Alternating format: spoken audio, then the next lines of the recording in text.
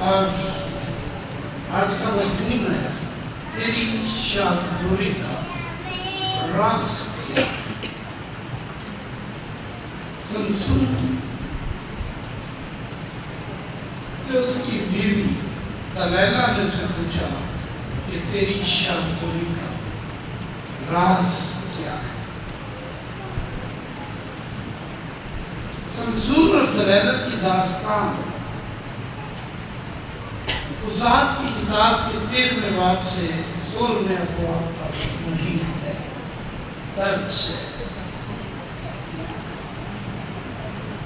Samson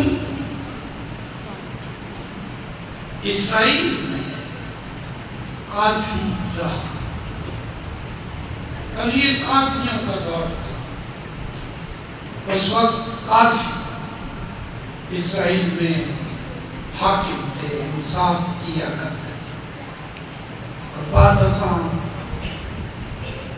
जब Israel ने दीगर कौमों की तरह बादशाह मांगा तो खुदा ने उनको साउल बादशाह दिया। ये इस्राइल का पहला बादशाह था। समसून 20 वर्ष तक इस्राइल का काजी रहा। समसून खुदा का नसीर था। जो नसीर होता था उसके साथ पर उसकी पैदाइश से लेकर उस तरह नहीं गिरा होता था। उसके बाल बढ़ते ही रहते थे और लंबे होते थे, कभी काटे नहीं जाते थे। और समसून के बालों में उसकी ताकत का राज था। और वो बहुत दलेर और खुदा का चुनीदा, खुदा का नज़ीर, इस्राइल का काजी और बहुत बड़ा सूर्य। एक दफा समसून ने फिलिस्तियों के 1000 सूरमाओं गधे के जबड़े की हड्डी से मार दिया। तनहा अकेला शख्स 1000 लोगों को मौत के घाट उतार दिया। आप उसकी कुव्वत का अंदाजा करें। वो बड़ा ताकतवर शख्स था और उसका जोर और उसकी ताकत उस वक्त थी जब तक वो खुदा के साथ था। ये याद रखिए, हमारी कुदरत कादर मुतलक खुदा के साथ मुंसलिक। यीशु मसीह ने कहा, मुझसे जुदा होकर तुम कुछ नहीं कर सकते। इसमें बड़ा अच्छा गीत लिखा है, मैं तो कुछ भी नहीं, नासरी के सिवा मैं तो कुछ भी नहीं, होके उससे जुदा मैं तो कुछ भी नहीं। मुझे अमर फजल की एक बात बड़ी अच्छी लगती है जब वो ये कहता है कि यीशु मेरा हीरो है। और यीशु हीरो है, उसके साथ जब हम मुंसलिक रहते हैं हम भी हीरो होते हैं। उससे जुदा होकर हम जीरो। और यीशु मसीह ने कहा, जो टहनी अंगूर के दरख्त से कट जाती है उसका अंजाम ये है कि वो सूख जाती और आग में डाल दी। इसलिए उसने कहा, अंगूर का हकीकी दरख्त मैं और तुम मेरी डाली। समसून पर हम गौर करें इस मौजू के साथ कि तेरी शाज़ोरी का राज। और समसून की जिंदगी पर गौर करने के बाद हम उसका इतलाक अपनी जिंदगी पर करेंगे कि क्या हम शाज़ोर हैं या हम भी समसून की तरह अपना जोर खो चुके हैं। समसून काजी था और उसकी ताकत का राज उसके मसा में था। उसकी ताकत का राज उसके खुदा के साथ वफादारी। अगर हम खुदा के साथ वफादार रहे तो हमारा ज़माना बना रहे। खुदा हमारे साथ रहेगा। मुकद्दस पौलुस कहता है जब खुदा हमारी तरफ है तो कौन हमारा मुखालिफ। खुदा हमारा रावल और चंडावल रहे। खुदा हमारा परवरदिगार रहे। खुदा हमारी रखवाली करेगा। मुकद्दस दाऊद कहता है तेरा रखा ना कदी अंगलावे, तेरे रब नींदर भी ना। तेरी जिंदगी दिया रखदा ओ ताड़ा मदद नहीं है किसनों। फिर खुदा आपका मददगार, खुदा आपका रखवाला हो। खुदा हर काम में आपका पेश हो।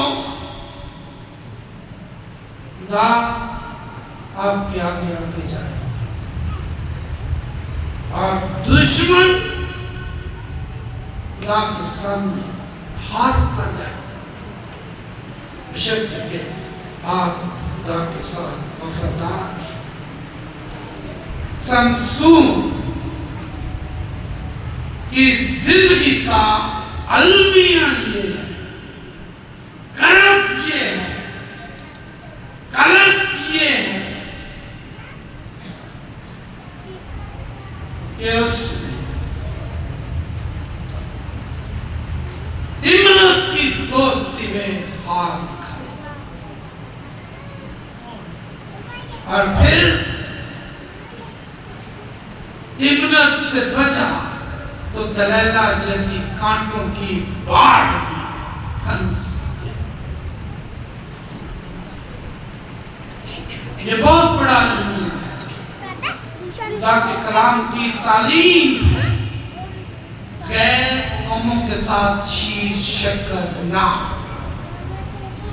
खुदा ने इसराइलियों को कहा गैर कौमों के साथ ब्याह शादियां ना करना। खुदा ने मखलूक नस्ल रद्द कर दिया। मसीह के पास वही शरा है। यीशु मसीह ने कहा शरीयत तो मूसा की मारिफत है मगर फजल और सच्चाई यीशु मसीह की मारिफत तुम तक पहुंची। वही शरीयत जब हम शीश शक्कर होते हैं बेईमानों के साथ तो फिर हमारी हालत बिगड़ जाती है। अगर हम खुदा और उसके कवानीन के साथ वफादार बने, अपने खुदा को प्यार करें, उसकी शरा पाए, एतमाद करें तो फिर आपको बरकत देगा। आपका ज़माना बना रहेगा। ज़बूर नवीस कहता है तेरे कलामों में दिल विच रखिया कराना तेरा गुना। जवान वाला किस तरह साफ रखेगा अपनी जवानी के अय्याम अपने खालिक को याद। और ये कभी ना भूल कि तेरे अमाल, किरदार, अफवाह वो अदालत में लाए, पूछगिछ हुई। शमसून अपनी जिम्मेदारी भूल गुजात की किताब 13वां बाब 30 से 5 है। खुदा का रूहुल कुद्स और शमसून का मस्सा उसकी ताकत का राज था। उसकी ताकत इसमें थी कि वो खुदा के अहद को और मस्सा को संभालता। बहुत सारे खातर अपना मस्सा दुनियावी ख्वाहिशात की गुलामी जाये कर दे। ख्वाहिश जब जिंदगी में बढ़ जाए तो वो अकल को अपने ताबे कर लेती है और इंसान हैवान बन जाता है। हैवान खसरत हरकतें करता है। और जब खुदा की फरमाबरदारी में जिंदगी गुजारे तो खुदा से अकल बख्शता और अकल भटकर ख्वाहिश को दबा ले तो इंसान फरिश्ता बनता है। और शमसून अपनी ख्वाहिश का गुलाम बना। उसके वालिदैन ने उसे कहा, जब उसने कहा तिम्ना फिलिस्ती औरत से मेरा ब्याह करवा दे, तो उसकी माँ और बाप ने कहा इस्राएल में कोई लड़की नहीं,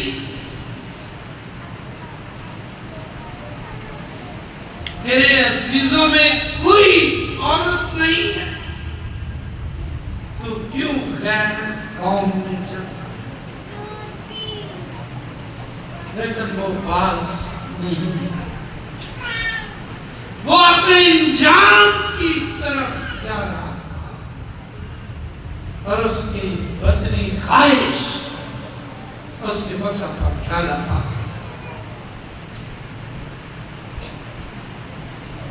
उसने तिम्नत के साथ ब्याह कर लिया और फिर पहली भी हाथ वहां से कत्लो गारत शुरू, वहां से लड़ाइयां शुरू, वहां से नफरत ने जन्म दिया, क्योंकि उसकी बीवी उसके साथ बेवफा थी। उसने अपने ख्वाहिश से भटकर अपनी कौम के लोगों को प्यार किया। बीवी शादी के बाद अगर अपने खामद से बढ़कर मेके वालों को तरजीह देती है तो अज़वाजी जिंदगी डेथ हो जाती, मर जाती। इसलिए किताब मुकद्दस में लिखा है मर्द अपने माँ बाप को छोड़ेगा और अपनी बीवी से मिला। इसका मतलब ये नहीं कि वालिदैन की खबर नहीं करनी, इसका मतलब है अपनी बीवी को अहमियत देना।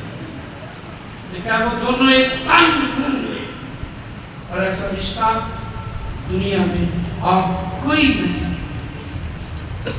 और यही रिश्ता खुदा ने इस्राएल के बारे में कहा कि ये मेरी बीवी है। यही रिश्ता मसीह ने कलीसिया के बारे में कहा कि ये मेरी दुल्हन। ये बहुत शानदार रिश्ता है। इब्नत ने अपने खामद की मुखालिफ, अपने खामद को अपने मेके वालों के सामने नीचा अज़दवाजी रिश्ता डेथ। ख़वातीन याद रखिए, खामन वालिदैन से, बहन भाइयों से, मक्के की हर शख्सियत से ज्यादा मुतमिन अगर आप समझेंगी तो घर में शाबाश और खुशहाल रहेंगे और नस्ल दर नस्ल तरक्की करेंगे। समसून हार गया अपनी नालायक और बेवफा बीवी की वजह। उसके बाद फिर उसका दूसरा फैसला भी गलत था। ये इसी कोई बात कर सिर्फ मेरे साथ बोलता। दूसरा फैसला भी उसका गलत था। फिर उसने दलैला से ब्याह कर लिया और वो भी गैर कौम, वो भी बेईमान थी। इंजीले जलील कहती है बेईमानों के साथ ना हमवार चूहे में ना छुए। कितने लोग जानते हैं चूहा क्या होता है?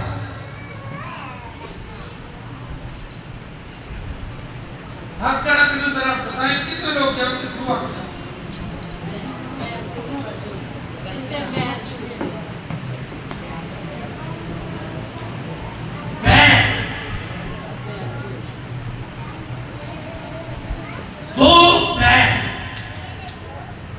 जिस शिकंजे में होते हैं, पंजाबी में पंजाली कहते हैं, वो चूहा। चकवाल की तरफ, तलाकंद की तरफ जाएं, वो उन्होंने एक तरफ बैल लगाया होता है, एक तरफ गधी लगाई होती है। ये ना हमवार चूहा है। ये पंजाली, ये वो शिकंजा जिसमें उनकी गर्दन होती है टूट जाता है या फिर गर्दन जख्मी हो जाती है। मसावी बराबर एक जैसा चूहा होना चाहिए। कई वालिदैन कई साल लगा देते हैं बहू टूटने में, वो कहते हैं हमारे बेटे के बराबर। और जो लोग फेल हो जाते हैं उनके घर, उनकी नस्ल बर्बाद हो जाती है। पीड़ दर्द उनके घरों में आती है, जैसे समसून और उसके वालिदैन के घर। दलैला भी समसून के लिए तकलीफ का बाइस साबित। जब उसने दलैला से शादी की तो बदनसीबी ने उसकी जिंदगी में पंजे काट दिए। यहां से उसकी बदबख्ती शुरू हुई। पहली पूछता है अपने खामद को दगा दी। दूसरी ने उसकी शाह जोली का राज। उसने कहा बता तेरी शाज़ोरी का राज।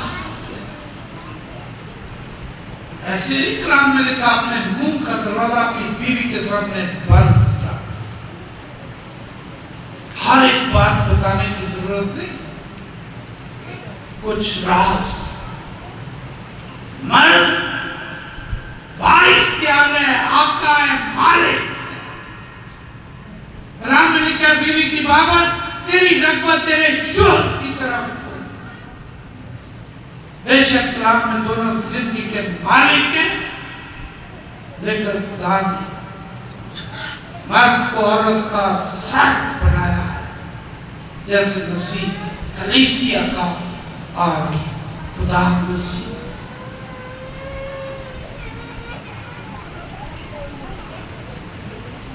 समसून ने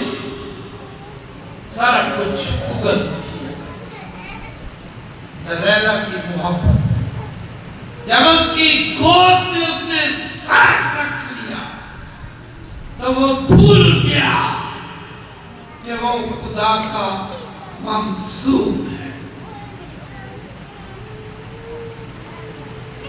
बहुत मुश्किल है कायदाना जिंदगी, इंतहाई मुश्किल है वो मसा संभालना जो खुदा ने आपको मखसूसियत के वक्त दी। समसून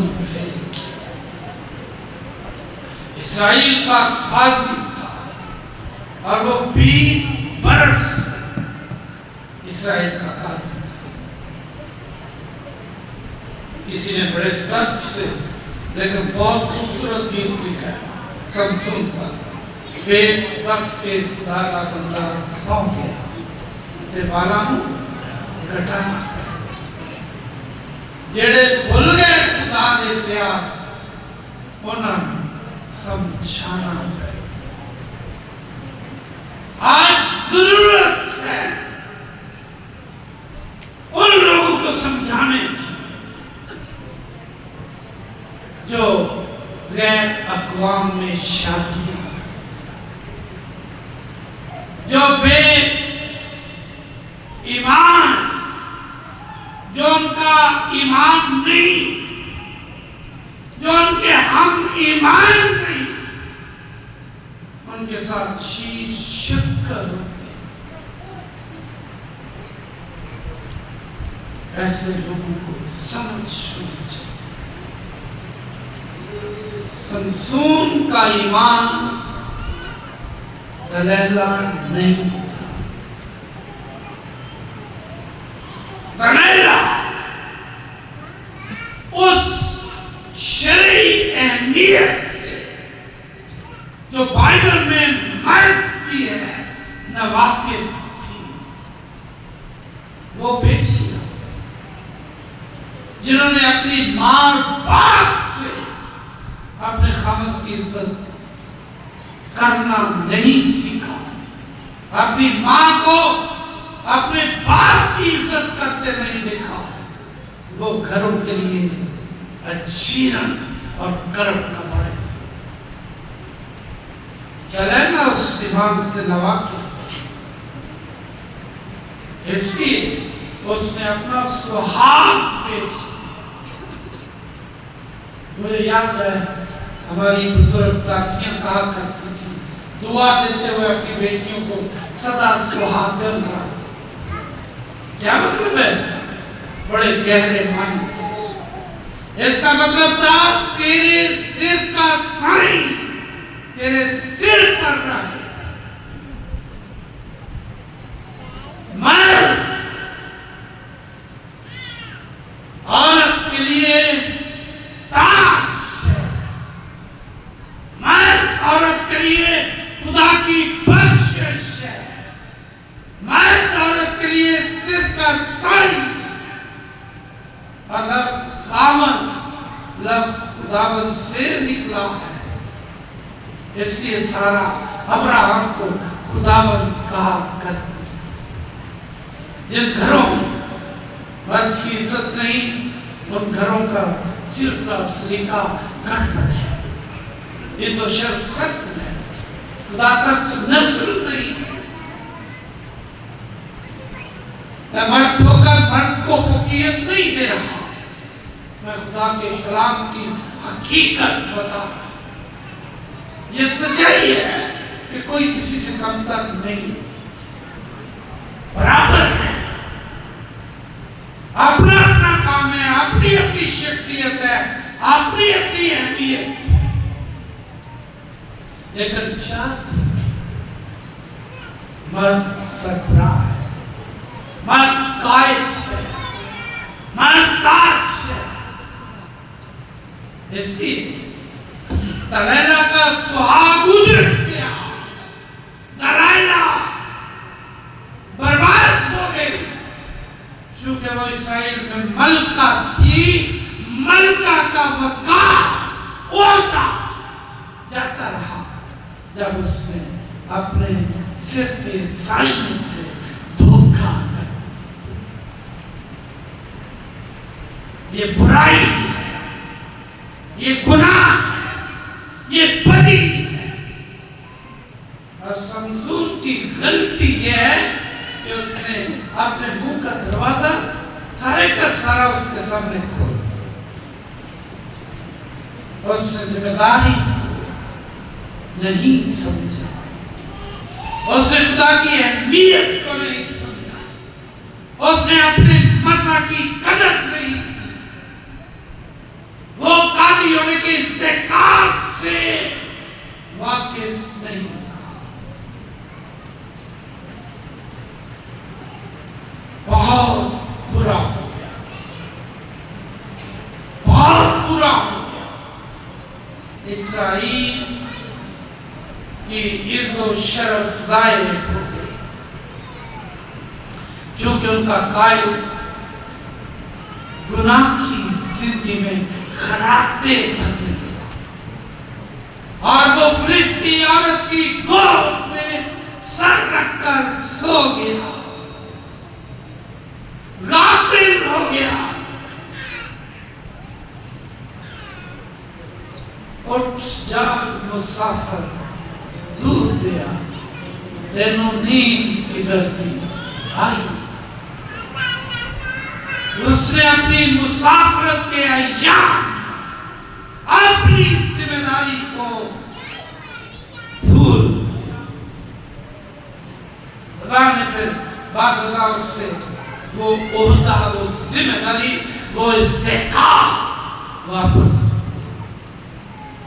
क्योंकि वो नारायण निकला। इस कदर जोरावर शख्स, पूरी दुनिया में उसकी धूम थी। वो सफर कर रहा था, रास्ते में उसे शेर मिला, उसने बकरी की तरह उसे चीर। कितना ताकतवर शख्स, और उसने इस्राएल के फिलिस्तीनियों के 1000 सूरमाओं को गधे के जबड़े की हड्डी से कत्ल किया। कोई शय उसके सामने खड़ी नहीं रह सकती।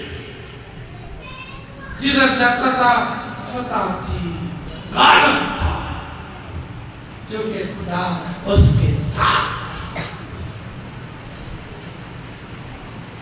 उसने खुदा को क्या छोड़ा?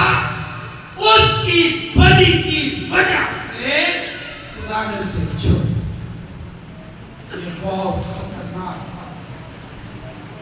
अमूमन लोग खुदा को छोड़ते हैं, पर शमसून के बारे में लिखा है कि उसने अपने खुदा को छोड़ दिया।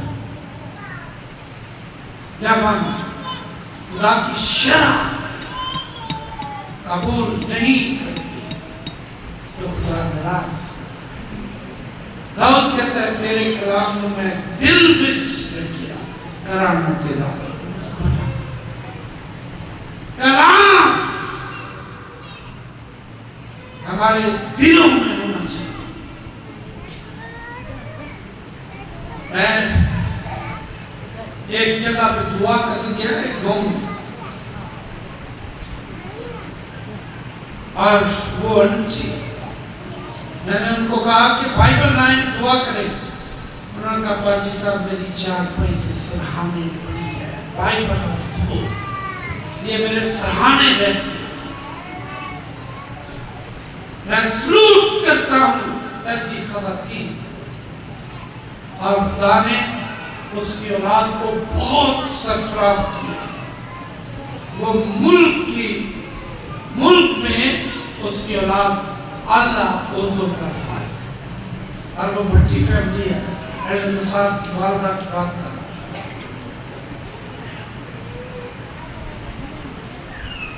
अच्छी माएँ,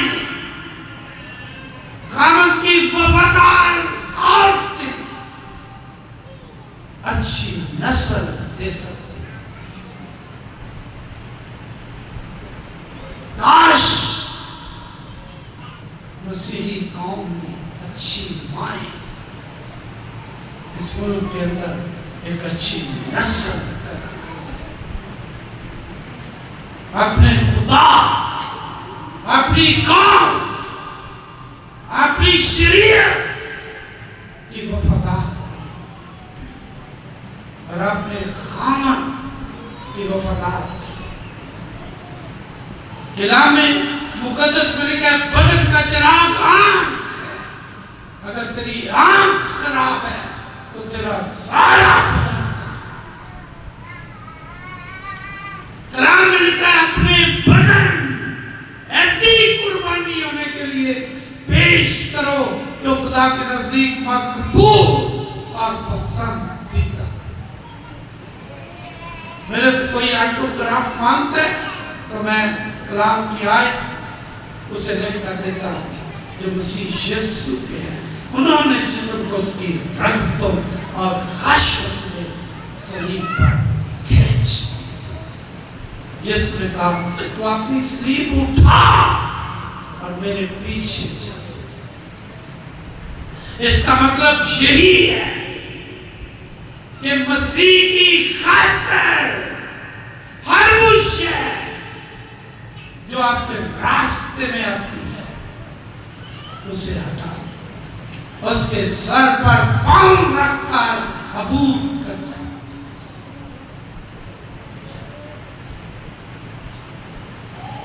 हमारी क्या हालत है? धुप्पां दे विच बदलन च साडियां ठंडियां छावां सूली उत्ते टंग दियांगा एहो जिहा खुदा ऐसे जिंदगी गुजारे। हर वो शय जो खुदा से आपको जुदा करती है, जो शरीयत की किताब से आपको दूर ले जाती है, उसे जिंदगी से निकाल। एक बंदा यीशु के पास आता है, क्या करूं नजात हासिल करूं?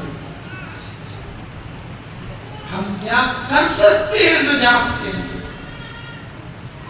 मसीहियत फर्क मजहब है, हमारी खातर हमारा मुनच्छी कर गया है और लगा झरना जगी पंड बदियां दी चाक मुजरम वाली यीशु शक्ल बना। कलवरी के सारे पापी बचते ने सारे ओथे सूली तू चढ़िया दुख डाढ़ा है चढ़िया मुल साडा तू भरिया देके खून पिया। खुदा का बेटा हमारी खातिर कुर्बान। यीशु ने उसे कहा हुक्मों पर अमल कर, कहता बचपन से करता है। यीशु ने उसे कहा जा अपना माल गरीबों में बांट, तुझे आसमान पर खजाना मिलेगा। आस्ता आस्ता पीछे को पांव सरकाने लगा। उसका हर वो कदम जो पीछे के लिए उठ रहा था उसे खुदा की बादशाही से परे लिए जा रहा था, दूर लिए जा रहा था, क्योंकि वो यीशु मसीह की बात से मुनहरफ। ऐसे लोग जो किताबें मुकद्दस से मुनहरफ है, जो कलाम नहीं पढ़ते, जिनकी जिंदगियों में खुदा का कलाम नहीं, जिनके सहारे, जिनके टेबल पर बाइबल नहीं, उनके दिलों में और उनके दिल गाफिल है और उन पर वो मसल सच सा बताती है। इस जहान के खुदा ने लोगों की अक्लों को अंधा ताकि खुदा के जलाल की उन पर रोशनी न। समसून अकल का अंधा हो गया, ख्वाहिश ने उसकी अकल को दबा दिया, वो हैवान कसरत हरकतें करने लगा और उसने अपनी ख्वाहिश का गुलाम होकर नरेला की गोद में सर रखकर अपना मसा जाहिर कर भेद बता दिया और दलैला ने अपने मेघ के बारे चांदी के सिक्कों में समसून का सौदा। मुझे दलाइला यहूदा अस्करियोती की तस्वीर लगती। दलाइला ने 5500 चांदी के सिक्कों में अपना सुहाग बेच दिया। सबने 1100 चांदी के सिक्कों का वादा कर। उसने अपना वो ओहदा कि वो समसून की बीवी और इस्राएल में मलिका है बेच दिया। और यहूदा अस्करियोती ने अपना नजात दहिंदा 30 रुपए में बेच। मैंने एक गीत सुना कि यहाँ कर लिया यीशु जी का सौदा ते पैसे आने शाम कर। यीशु तेरा है कि मेरा 10 हाँ कर। यीशु को खरीदा जा रहा है, यीशु को बेचा जा रहा है। लोगों का दीन ईमान पैसा। दलाइला ने पैसे की गरज से सुहाग बेच दिया। यहूदा अस्करियोती ने पैसे की आवाज में नजात दहिंदा बेच दिया। मैं और आप दुनिया के खतरनाक मोड़ पर अपने अंदर झांकी। हम कहाँ खड़े हैं? हमारी क्या हालत है? अपने ही मन में डूब कर आजा सुरागे जिंदगी तो मेरा नहीं बनता ना बन। अपना तो बन। अपना अपना हर कोई पता कर। हम कहां जा रहे हैं? रोक पैर में तू बैठे रहा थे जाग वाले लगा जाना है पति दे पासे वाल को नहीं सुनदा खुदा दी किसे कर लो तू बैठे रहा थे जाग वाले। यीशु बुला रहा चिरी नाल जुबान है। यीशु बचा मारना दारू मेरे कोल है पापा ने बीमार। वो कहता है तके मानते हो बोझ दबे हुए लोगों सब मेरे पास आओ मैं तुम्हें आराम। मैं आपको बताना चाहता हूं मेरा और आपका आराम सलीब से बहते धारों में है। सलीब पर से बहते चश्मे के नीचे। पहला यूहन्ना पहले बाब की 7वीं आयत में लिखा है लेकिन चित्रों ने उसे वो लेकिन अगर हम नूर में चले जिस तरह के वो नूर में है तो हमारी आपस में शराकत है और उसके बेटे यीशु का खून हमें तमाम गुनाह से पाक कर। कोई शख्स खुदा की बादशाही का वारिस नहीं होगा तब वक्त के उसके गुनाह ना बख्शे। वो धन जिसने बख्शे गए सब गुनाह ते टके गए सारे औगन सदा न रब जिसने पापा दा करदा ऐसा वो धन है ते दिल उसका नहीं था। और लिखा है पाक दिल खुदा को देखे। अगर आप चाहते हैं कि आपके दिल पाक हो जाए तो यीशु को आने सूली वाले को आने आपकी जिंदगी में खुदा के रूप को आने अपना दिल खोल रूह कुद्स को दाखिल सलीब पर अपनी निगाह रखें। देखो सलीब यीशु मोड़ लेते चाहिए जाता पापा ने क्या विचार सामने छुड़ाई था।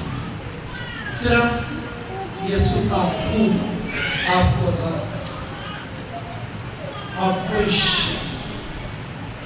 कदर करें।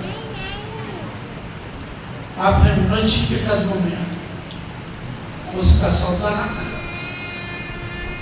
अगर आपने नजात बेच दी, अगर आपने नजात दहिंदा बेच दिया तो नजात कहां से पाएंगे? सिर्फ एक मकाम है, सिर्फ एक दुकान है जहां से नजात वाला सौदा मिलता। नेकी वाली खारी चौकी यीशु होका देता। मेरे पास आओ, मैं तुम्हें आराम यीशु के कदमों में जे तू बचना है तो यीशु के कदमा जा जितने वक्त है रहमत का दरिया से। मुझे आपको खुदा बरकत